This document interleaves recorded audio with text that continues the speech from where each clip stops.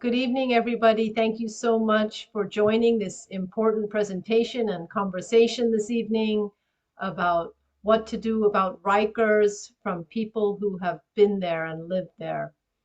So this evening's presentation is organized by Transforming Lives, and we have the two co-founders of Transforming Lives here with us this evening, Cynthia Kling and Alex Duran.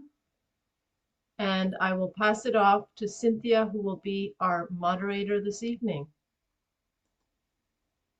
Okay, welcome.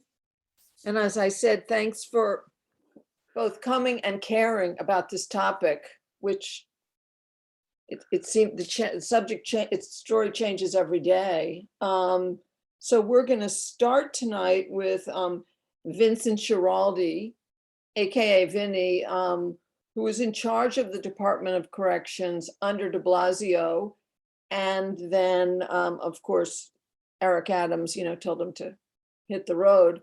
Vinny's co-founder of the Columbia University Law Lab. And I just asked Vinny if he would tell us how we got here with Rikers. I mean, it's been a disaster since 1932. It's the most considered by some the most notorious and expensive jail in the world. And most of the people there haven't even been convicted of a crime. It's too Kafkaesque. But anyway, so Vincent, can you give us a little bit of help here? Sure, thanks, Cynthia. I'll try to squash a lot of history into a short period of time. And thanks for having me on. I appreciate it. And to be on with this esteemed panel as well.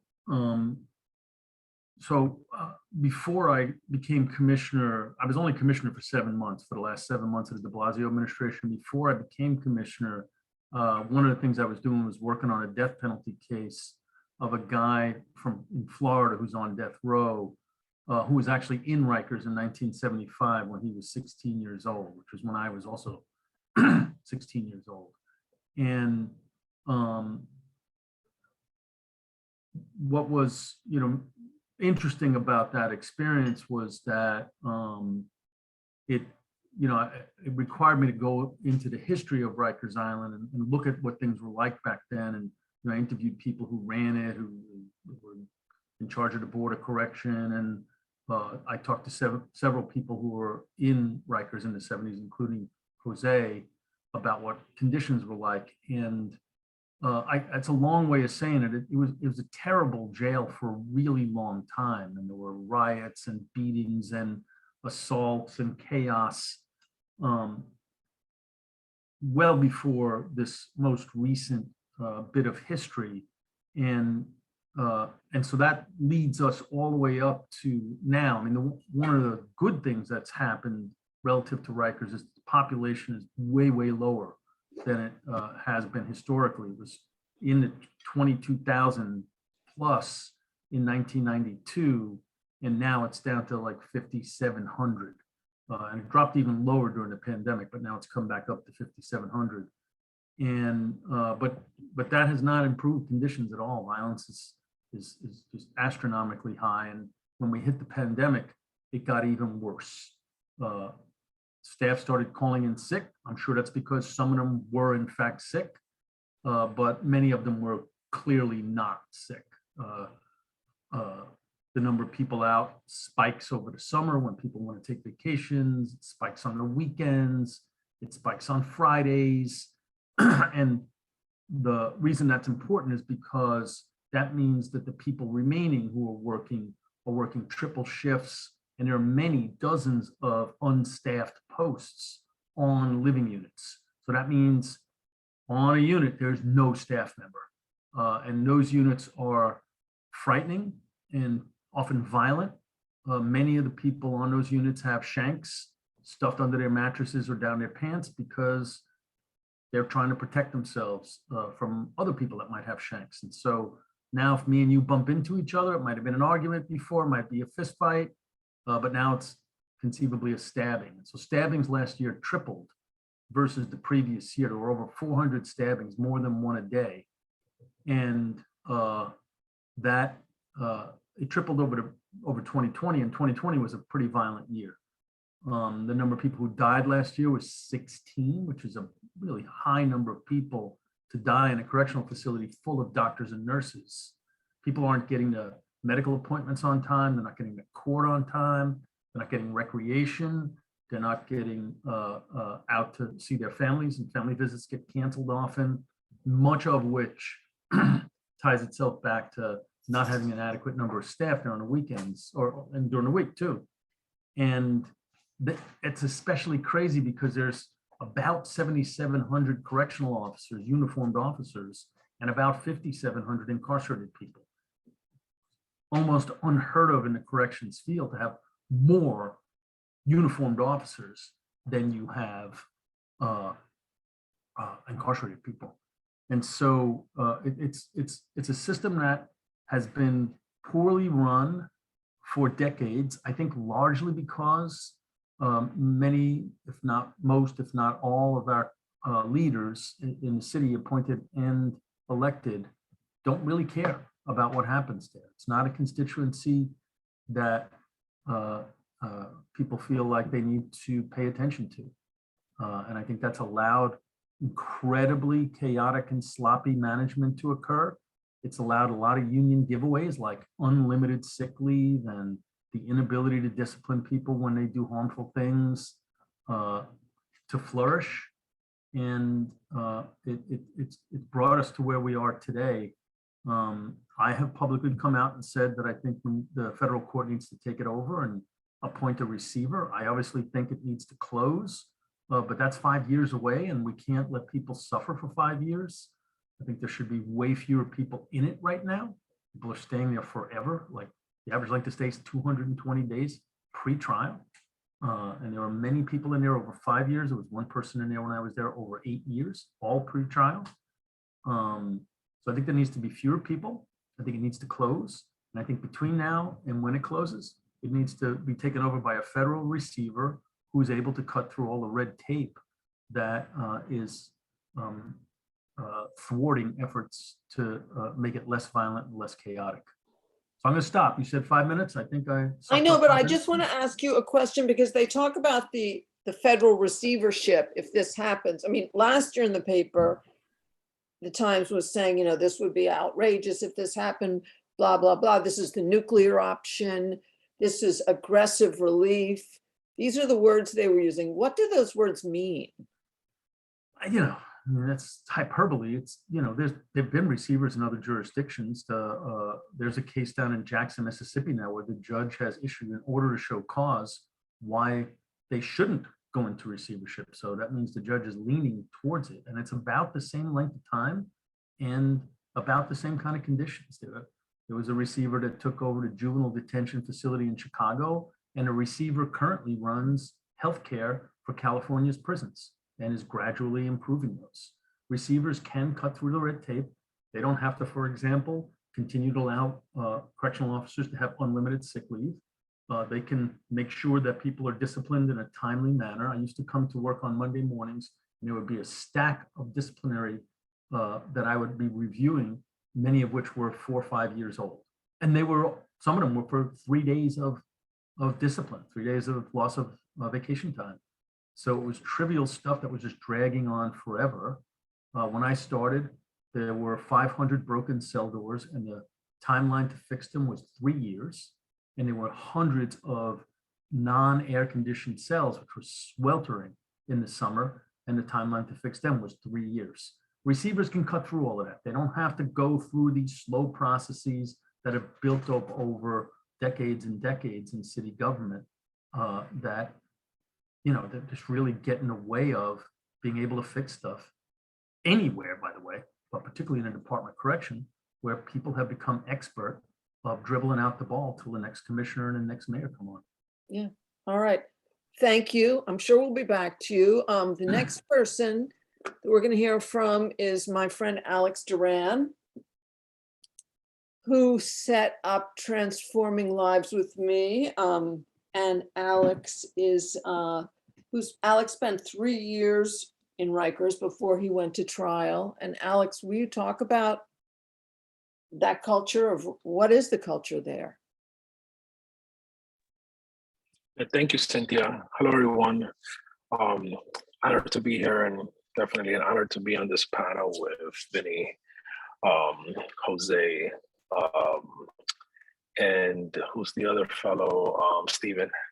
Um, when I got to Rikers Island, the bus that was taking us there had like about um, 15 people.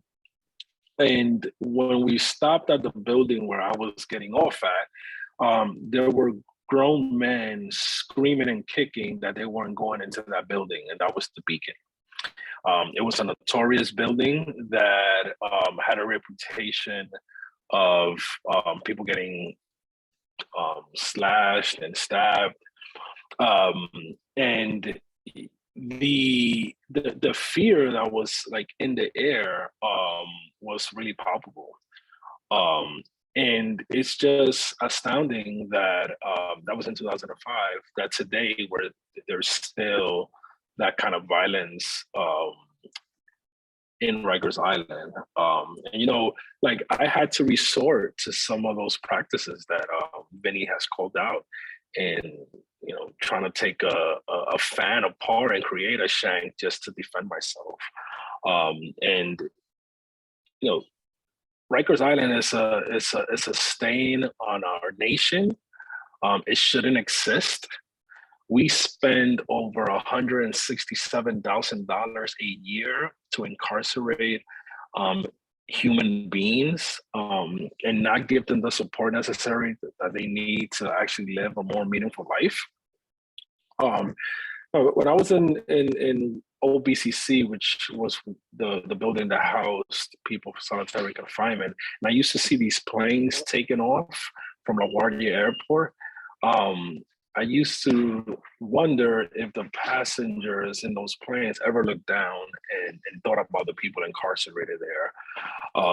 Because, it's going to be up to you all on this call to kind of push your legislator, the mayor of New York, to finally close Rikers Island and remove this shameful stain on our nation that we have a 400 plus acre island in the middle of New York City where we're torturing people, right?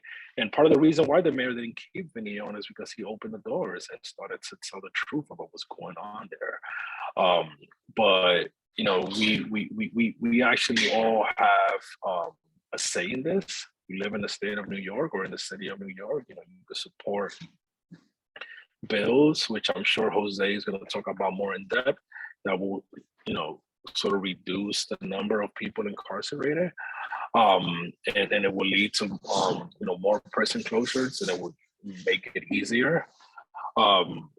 Yeah, I mean, I would encourage people in this call to actually not be passive and get involved.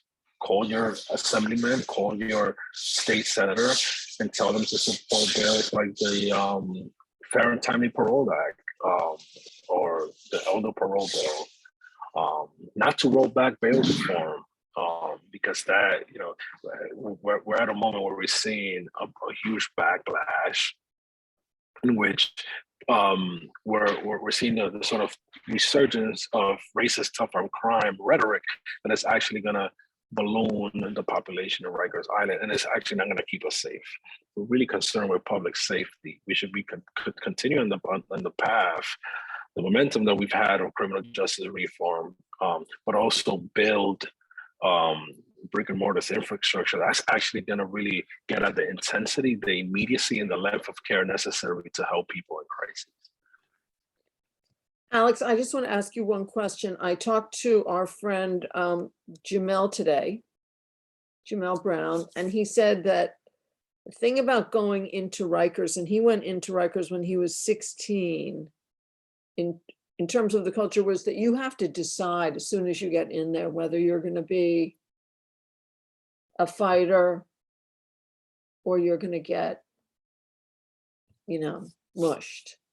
So it's really is it really a kind of a situation where you have to become that way? Yeah, I mean, I think that um, every person that goes through Rikers Island is sort of faced with that decision whether um, they're going to be predator or prey. And you know, the three I survived in Rikers Island because I had to become a predator. But I was kind of force my hand if I wanted to get on the phone at a certain time, if I wanted to have a slot time, um, and be able to call my family past a certain time, if I wanted to be able to like get a full meal, and you know, sort of keep my commissary. But this system is by design. The violence that permeates in Rikers Island is because we've turned a blind eye as everyday citizens to the egregious evilness that has been sort of taken hold in Rikers Island. We shouldn't stand for that. We shouldn't let our tax dollars create a system in which we're turning out broken human beings rather than caring for them, and creating a system that is really going to produce public safety and not perpetuate violence and harm. Thank you. Thank you. Jose, you're up next. And Jose, you spent 38 years incarcerated, and your son was incarcerated for 5 years at Rikers and then found to be innocent. And what is that story? I mean, and also, can you now run the RAP campaign, which is, oh my God, releasing aging people in prison, which is an obvious thing to do. And do you have any suggestions for, first of all, what happened to your son? And second of all, you know, how we specifically can work on this issue? Well, first, let me say that I was on Rikers Island in the 1960s when the blocks was for adolescents and it was double bunk. So, and I was in Rikers Island when I was, you know, for the charge that I served 38 years from the late 70s to the 80s.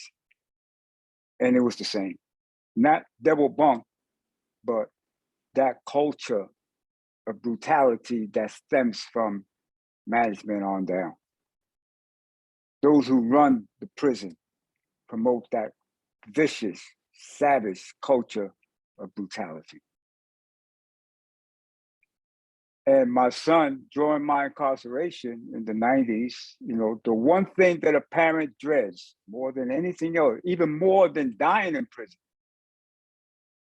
is to have a son or a daughter in prison, and that possibility that your son will actually be in a cell next to you, serving a life sentence. That's the worst thing that can happen. So I was in constant contact with my son during that period, and the letters he was writing me. And he said that it was hell for him almost every single day. And just imagine that, a kid saying that it was hell for him almost every single day, and everything that could happen to you, with the exception of being raped, happened to him. So just imagine that. You know, so for me, there is no fixing something like this. Somebody I read recently described Rikers Island as the bottom of a slave ship. That's a hell of a description. The bottom of a slave ship. How do you repair that? You can't. Rikers Island should not exist. I agree with Alex 100%. At this time, in this period in our history, if this is the best that we can produce for kids and people who have not been convicted of any crime, then we have traveled backwards. There's no refixing. Rikers Island must be leveled, and something more humane should take its place. And I tell you that over the decades of incarceration, we have created programs that transform not only our lives, but people around us, and help transform kids in the streets, mentoring from behind bars. We have created the most effective programs to do this. And we can create programs that will replace that culture of brutality, that will foster human qualities in people rather than destroy human qualities in them. We can't replicate that as a fix. We have to get away from that culture that punishes people for nothing. The only reason why people are in prison pre-trial is to appear to go to court. That's the only reason. We can create a better place for them so that they could appear in court instead of punishing them. It's a really apt metaphor to the bottom of a slave ship. It's just absolutely. Thank you, Jose. The next person we have here is Stephen Dominguez. Hey, Stephen. Hey, Sam.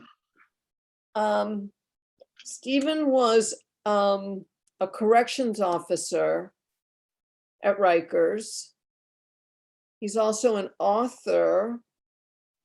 He wrote a book, Stephen, you wrote a book about it, and then you did get fired from Rikers, didn't you? I did. I was fired upon being sentenced in court in 2016. I was arrested in 2014 for a slew of charges, A1 criminal sale, A1 possession, conspiracy 2, conspiracy 4, 5, and even though it's one of the lesser felonies, the headline of it all was promoting prison contraband, which is what I did my third year. I started Rikers Island in 2010 at the tender age of 21 years old. I was a baby. I came from a different type of setting. I was a transportation security officer for the Department of Homeland Security. I worked at JFK and I worked at LaGuardia. I took the test. I saw it as an opportunity for, financial betterment. I went to John Jay College of Criminal Justice. From there is where I was kind of promoted to take the test because we had correction staff that would be in the lobby of the college and they would try to, recruit people. At that time, the test was $30. I was 19 at the time. When I did apply for the test and passed it with flying colors, I was still 20. I got called in. I had to wait till the oncoming class so I could be, the legal age to join the department. Just overall, a very weird experience, especially at that age, going in at 21. I was 21 telling 30 and 40-year-olds how to behave, how to act, what to do, when to eat, when to shower. And that dichotomy is very, nobody that I know has ever had to face something of that magnitude, especially dealing with people that don't want to be there. Again, I came from the airport setting. Everyone's happy. People are going on vacation. It's a different energy. Rikers itself has already a shadow over it where it's like a kill be killed environment. You're already guilty upon anything. Once you get on that bus, you're guilty. The correction officer staff there does not care whether you're guilty or innocent. You're just there because you You were put there and that's it. And that's all that matters. The environment itself, the structure is what gives it that tension. You have a 150-foot tier with 31 cells, 15 on one side, 16 on the other, including the shower. A day room that's maybe the size of a regular standard bedroom. And you have 32 guys on each side dictating what to do next. Limited resources. 5 channels on the TV, 3 phones. There's gonna be chaos. Everybody has to put up a certain image that they're not to be messed with. And it's just a terrible place to be, especially as staff. I've had many jobs prior to, and I've never heard someone say that they love or enjoy their job. You see people being oppressed, you see a lot of violence, you see a lot of belittlement from staff down, and it's just a terrible place. I can't talk too much because my actions led to me contradicting everything I'm saying right now by promoting prison contraband. I was sentenced to 8 years. I had met an inmate, long story short, that I knew from the street. I kept denying him to bring in contraband to the facility. I knew that contraband was all over the place, whether it was weapons, drugs, alcohol, cell phones, anything that is impossible to have inside Rikers, someone had a way to find it in there, whether it was through staff, whether it was through visitors, whether it was, however it was. We made a deal. My integrity was bought. I paid my debt to society. I got sentenced to 8 years. Again, promoting prison contraband was the lowest felony I received, but that was what the headlines wanted to, portray. I was basically the poster boy for corruption on Rikers Island in 2014. I had multiple co-defendants. Again, I paid my debt to society. I did 5 years and 8 months in Clinton Correctional Facility, which is a max A prison in Dannemora, New York, upstate. That wasn't very pleasant as well. But believe it or not, as an officer, I had never got into a physical force with another inmate. And as an inmate, I didn't have any physical altercations with any of my peers. And that's only because I was able to sympathize. I was always a people person. I never had a stabbing or slashing while I supervised these inmates. You have your occasional fights. Again, it was a lot of tension that I couldn't control. But overall, that's my experience.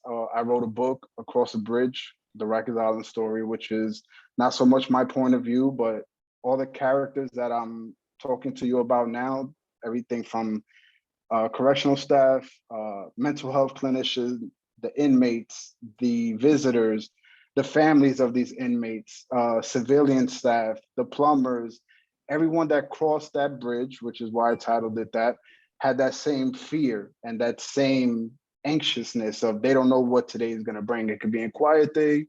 It cannot be a quiet day. I might work for 8.5 hours. I might work for 24 hours, so people were always on edge. And I think that environment, those ingredients don't call for a great place to be for nobody. So I do agree that Rikers needs to be closed.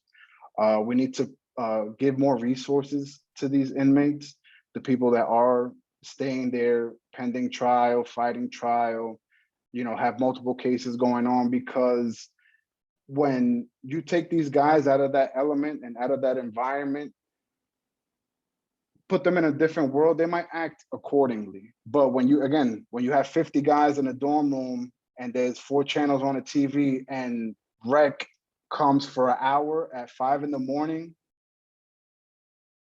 people get bored, people get anxious, people get, stressed, people want to get on the phone. There's only 3 phones. It's like the resources are so limited that you can only expect chaos. Thank you. Other than that, you know, I can't say much. Because I was part of the problem, but at the end of the day, I did what I did. I manned up to what I did. I owned up to what I did. I paid my debt to society. I've helped multiple brothers and sisters that are still currently incarcerated till this day. And at this point, you know, that's the only thing I can do. The reason why I'm in the Zoom meeting is for people that have a little more power, because I can only write a book, right? You know, Pretty to good. do something. They got to do something. It's a structural thing. It's a integrity thing. Nobody wants to be there. Nobody wants to be there. If nobody wants to be there, people are gonna kill each other to get out, and that's what they're doing. Thank you. Thank you so much. Vinny, I would like to go, now it's question time. No one has a question about the most notorious jail in the world. Vinny, I want to ask you a question, and that is that it seems to be, as Jose said, you know, this place is the bottom of a slave ship. That's a pretty horrible, horrible metaphor. And it just needs to be burned down. So as someone who, I don't know if this is a fair question to put you on the spot, but as someone who you had the job as head of the Department of Corrections until Eric Adams came in, was there any kind of discussion like that about this? I think we've really gone over, this place is just a horror show, a Stephen King, but worse horror show. And the idea of fixing it seems crazy. Yeah, I mean, so I started June 1st, and by June 30th, I sent a emergency memo to the mayor and the first deputy mayor and said, you know, we have to declare a state of emergency. This place is worse than I ever thought it was. And then you know, and I don't want to pretend that there's ignorance there. Like, it's kind of no excuse. I want to go back to what I said originally. We don't care about this place as a city, by and large, at a very elemental level. If we did, people would know. The mayor would know, the first deputy mayor would know, the citizenry would know more. But I think we're kind of fine as long as it's, you know, out of sight, out of mind as a city. And I include most of our elected officials, but many citizens too. And that's not just about the incarcerated people. You know, Stephen, you know, it's true for the staff too. Morale is through the toilet. People who have decent moral values they're cutting out on work because they don't want to be there. They're running out of it like it's on fire. I mean, on any given day, there were about 2,500 people not in work out of a staff of about 7,700 people. And some of them were sick, they were authentically sick, but a whole bunch of them were just completely faking. And they're faking because the place has no legitimacy as an employer. They hate the Department of Correction, and they're looking at their watches and trying to figure out, when can I retire from this place? And how many days can I not be here during this place? And when I used to dialogue with staff about it, and they would say, you know, they would complain about conditions and how terrible it was. I was like, I completely agree. I wasn't denying it. I said, if my son or daughter worked here, every day they didn't come to work would be a good day. And I hate saying that to you. And if my son or daughter was incarcerated here, I would be beside myself. And I think that's the way we have to look at places like this, not like it's somebody else's kids. And, you know, of course, it's overwhelmingly Black and brown. So, you know, we're not talking about anybody. My kids had an infinitesimally small chance of ever winding up there. And we just wouldn't let it happen that way if it was people we cared about, staff and incarcerated people. So, so yeah, I mean, I said we need to declare a state of emergency. We need to reduce the population. We need to get emergency orders so I can either bring people back to work or fire them. Like, people have to shit to get off of the pot. You either work here or you don't work here. At some point, like, decide, and then we'll medically separate you. Or if you're really sick, you can go on long-term disability. But you can't run a place where a third of your staff aren't showing up on any given day, and you don't know which third it's going to be. Now, some people, I will say, came every day during the pandemic. Some people got COVID and came right back to work as soon as they were well. I mean, I would imagine, and I would be interested in hearing what you all say who have done time, but there were some actually pretty decent COs that cared, even in the midst of the terrible chaos that the place was. There were also some incredibly caring incarcerated people. I mean, it wouldn't be unusual for me to walk onto a unit and have incarcerated people tell me, can you send her home? Meaning they're the correctional officer on that unit. She's been here 23 hours and she's exhausted. Or correctional officers saying, can you get these guys rec? Or can you get them their commissary? They're bouncing off the walls and they paid for their commissary and they should get it. You know, like people, it was like, and for some, not everybody, right? Because there are some sadistic bastards wherever you go, right? But for some, it was almost like a mutual aid society, and they were all kind of in it together. So yeah, it was truly heartbreaking. It needs to close, and there needs to be fewer people in it, like 5,700. The plan is to close it in 2027, but it has to get down to 3,300. And it was well on its way to doing that before the pandemic hit.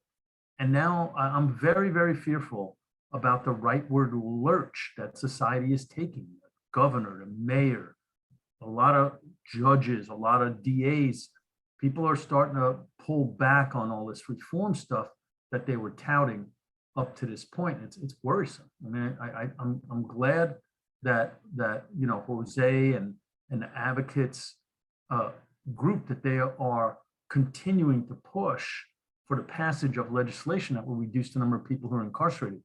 The Less is More Act has cut the number of people in on technical parole violations down to about 100. And there were about 800 before the pandemic. Now, some of that happened administratively, but I was worried it would come back up once people had to go back and see their POs face to face. But now I think less is more will keep that down. But there's several other pieces of legislation that could help reduce the number of people who are locked up both locally and at state prisons. But I'm concerned because that rollback on bail reform and just the language that's coming out of people's mouths and elected officials, I worry that that's affecting judges' decisions making and that they're starting to lean more and more conservative. For example, the number of women has gone up by about a little more than 10%. And it's not, you know, because of the bail reform changes, it's discretionary. The number of people locked up for lower level stuff is going up, and it has nothing to do with bail reform. It's just the more politicians spout off on tough on crime stuff, the more conservative all these other players whose names you don't know, judges, prosecutors, probation staff, parole staff, everybody kind of starts to shift over this way because people are so risk averse. All right, thank you. Yeah, I have two questions. One is for you, Jose. We have a question here is in terms of the mentorship programs you were discussing while incarcerated, how do you organize them amid such a chaotic environment? How did the management react? Tell us more about how this worked and whether it's still in place. The men and women who are out here today doing exceptional work, being a servant to their communities, helping their communities heal, were all convicted for violent crimes, the most violent crimes. And if we can come together in different prisons across the state and create these programs to help us recover our humanity and then help others, we can do the same for people who are pre-trial incarcerated. There's no need for that. There is no need to imprison someone just to guarantee that that person appears in court. We can do better than that. I don't have the immediate solution for that, but I just know that if we can If we can transform the lives of men and women who have done serious harm, then we can transform the lives of those who are just there awaiting trial. Yeah, We do not have to rely on perpetual punishment for that. thank you, thank you. I have another question here. Is 5 years a firm deadline for shutting Rikers down? Vinny, you want to take that? Firm. The city council has said that Rikers has to be turned over to the Department of Administrative Services by 2027, August 2027. The city council and the mayor have an approved plan to build 4 jails that would, in the 4 large boroughs that were meant to be used to transfer the remaining people off of Rikers, and the timeline for those jails is set to go 2027. They're in the process right now of dismantling the 3 jails, Queens, Brooklyn, and Manhattan, that exist before they start building the new ones. And that would be 3,300 beds, which is considerably smaller than 5,700 beds now. So that's what the law is right now.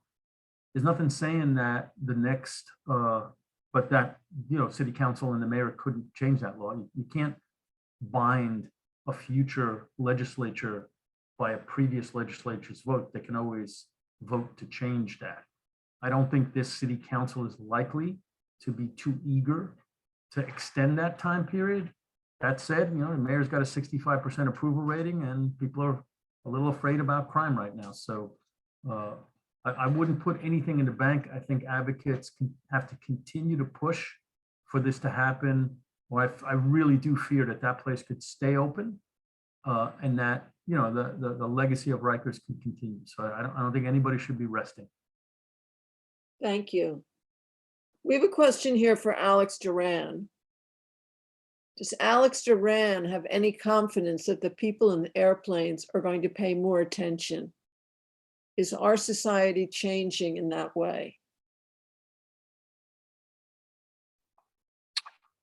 Yeah, I think that by and large, we've convinced the American public that our criminal justice system needs to be transformed. We have done not such a good job. If you stop 10 people in the street right now and you pull them and you ask them, when harm is committed, what should be the response if it's not police? Probably all 10 wouldn't give you an alternative. So we got to do a better job of actually lifting up those alternatives, scaling them up, building up the infrastructure, because if prisons are sites of violence and are perpetuating that violence, you don't want that same person to sort of come back into the community and not be rehabilitated. And we haven't focused on that in our prison system. We actually are increasing violence in our communities because we haven't focused on that. So we got to build an entirely new system in a different architecture of justice that is actually, as I was saying earlier, really addressing the intensity and the length of care necessary to support those folks. Because it's not, and it's multi-layer. It's not only one thing, right? It's community violence intervention, right? Getting folks who have credibility in the community to go in and talk to people who are engaged in illegal activity. It's building the fixing dilapidated lots, improving garbage pickup in our communities, community beautification projects, art bureaus, planting more trees, creating more green spaces, really scaling up affordable housing. That we need a lot of more affordable housing to get people off the streets. We need also to support reentry programs when people come home from prison, give people jobs, really bolster up the social safety net. And that argument, we've only dealt with the problem one way, and that's by disappearing people into our prison system, but we haven't disappeared the problem. It still remains. So even though I think more Americans believe that we need to transform our system, it's because of the rise of sort of modest uptick in crime in comparison to the 90s, people are sort of going back to failed solutions. And you hear this sort of, regurgitated by folks like Eric Adams and, sort of parroting conservative talking points that is not based on fact. And it's actually, it's harming us. It's really harming us and killing us. I think that folks on that plane, they know the brutality of Rikers Island, but they don't necessarily are advocating for policies that will actually get Rikers Island closed and to a different system that is actually life-giving. Thank you. Jose, we have a question here, actually a question here for all of you guys, whoever, do you think that the press has covered this whole issue with the urgency it demands?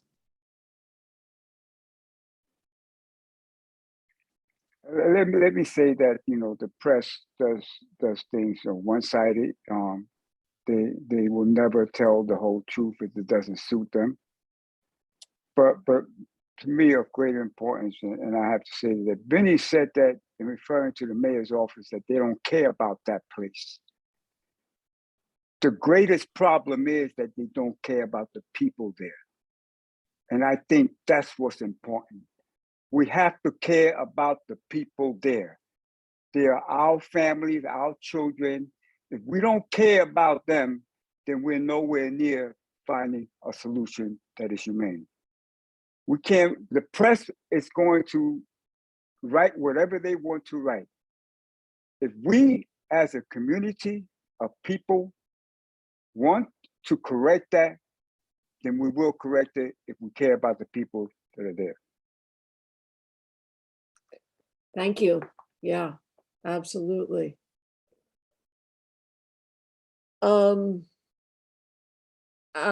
Wait, now, just a question from anybody else? Oh, Miss Jeannie, do you have a Jeannie? I don't have a question, but I have a comment. Briefly, my husband is incarcerated, so I'm a directly impacted individual. He spent 3 years in Rikers in the Beacon, so I know what a hellhole that was before he was shipped up north. But if anyone here is interested in truly trying to make a change and lend your voices to the struggles that we're all experiencing, because this is not just a Jeannie problem, this is a societal problem. This affects everyone throughout New York State, not just Rikers, but also folks that are in state prisons and possible federal prisons, but we're talking about New York State and city. If anyone is interested in joining and learning a little bit more about what RAP, Release Aging People in Prison, is doing, I've put a link up.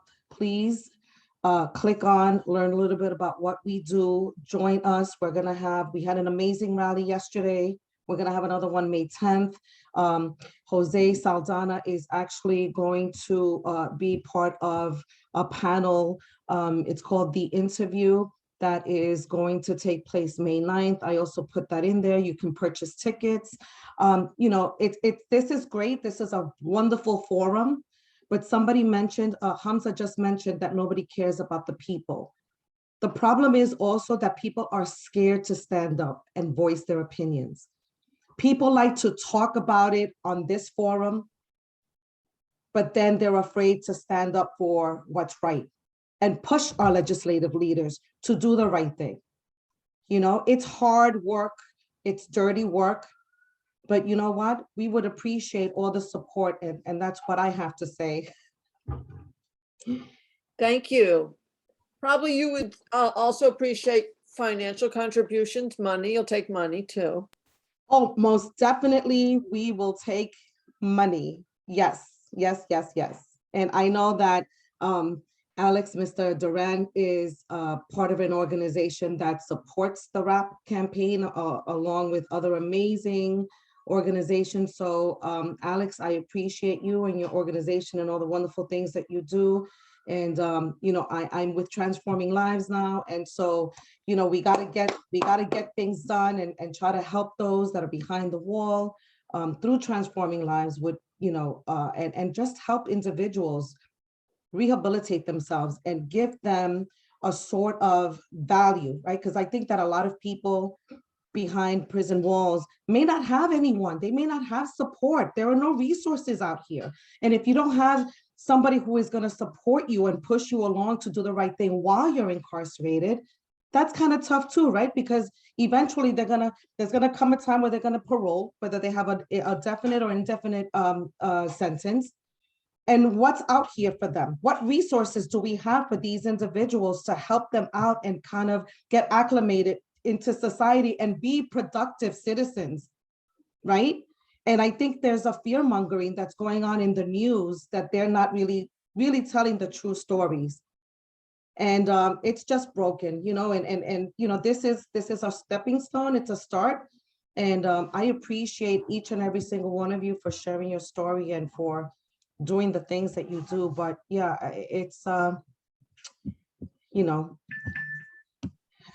Alex was formerly incarcerated, and look at what he's doing. Look at where he's at. And he's just, you know, Hamza was also formerly incarcerated. Look at what he's doing. So, you know, not everyone that gets out of prison is a bad individual, like a lot of people think. Oh, we're going to let this person out. And they always go back to the nature of the crime. The nature of the crime never changes, but people always do. That's a guarantee. People always change. And, you know, we need to have faith, and we need to show people grace and have resources, you know, try to shift some of that money somewhere where it's going to help people and not what's happening in our prison systems now. It's insane. I think, you know, that just is everything. Yeah, thank you so much for that, Jeannie. Thank you. And, you know, I think one of the things that the prison system, the carceral system has done effectively is make people who are middle class not really think about the prison system as being made up of individuals. You know, it just becomes a kind of a cartoon or a cliche. They don't think about the fact, as you said, Hamza, that there are people in here. There are aunties and uncles and mothers and fathers and brothers and sisters. And what is happening to these people? I mean, I think it's a very painful thought. And so many people, the carceral system is happy for people not to think too much about it. So things like Rikers can happen. And I think that, oh, and Steve just put up his book. Thank you, Steve. I think that's one of the other things that needs to be, we all have to get closer together and know each other. Okay. So, any more questions out there for this fine group of people? If not, thank you all for coming. RAP is a truly great organization to give you direction in terms of the bills that need to be voted for, the politicians that need to be urged to do things. It's a very big inclusive organization, and it's right up here. So let's, you know, last advertisement goes to RAP. And thank you so much for coming, all of you guys. Thank you, Steve. Thank you, Vinny. Thank you, Alex. Thank you, Jose. Thank you, Jeannie. Yeah, and yeah, explore rap. Oh, good, Steve, there's your book. Yay! Yay, nice cover.